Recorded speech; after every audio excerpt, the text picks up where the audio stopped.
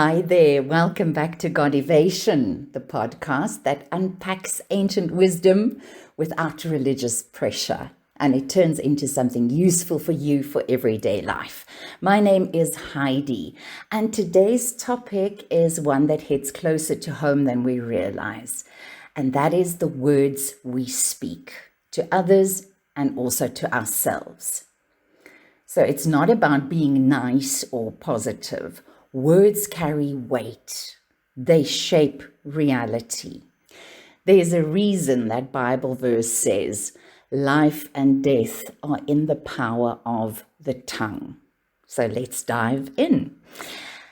Let me start with something simple.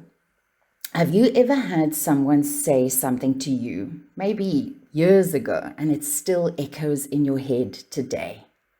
Maybe it was kind, maybe it was cruel, but either way, it stuck. That's because words are not neutral. They're like seeds. They either grow into something life-giving or they can grow into something destructive. We've all seen how a single sentence can encourage someone to rise, or it can tear them down completely. And here's the thing. Even if you don't subscribe to any belief system, you know that this is true. We all do. Language shapes identity and it influences emotion. It fuels decisions. That is how powerful it is. So now, if we flip the script, what are the words you speak when no one else is listening? That quiet voice inside your head, that voice that either cheers you on or drags you down. That inner commentary, your inner dialogue, is shaping your story, one sentence at a time. You might be saying things to yourself like, I'm such an idiot. I'll never get this right. I always mess up. And guess what? Over time, your mind starts to believe it. The truth is, self-talk becomes a belief system, and belief systems become blueprints for how we live our lives.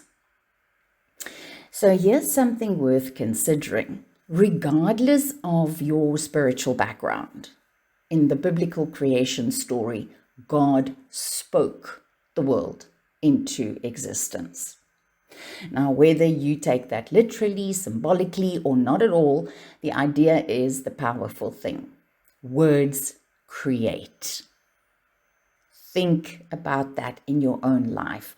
What are you creating with your words?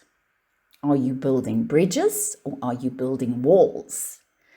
Are you breathing life into your own future, or are you poisoning it with defeat before it even begins? When you speak with clarity and encouragement and vision, you align with growth. We begin to live into the identity we're shaping with our words. Listen to this again. We begin to live into the identity we're shaping with our words. But when we speak in sarcasm and gossip or self-sabotage, we are distorting reality. We are creating a version of life that hurts us and hurts others. Here is a quote I heard recently, and I love this. The words you speak become the house you live in. The words you speak become the house you live in. Think about that. And here is the kicker. Your words don't stop with you. They ripple outward.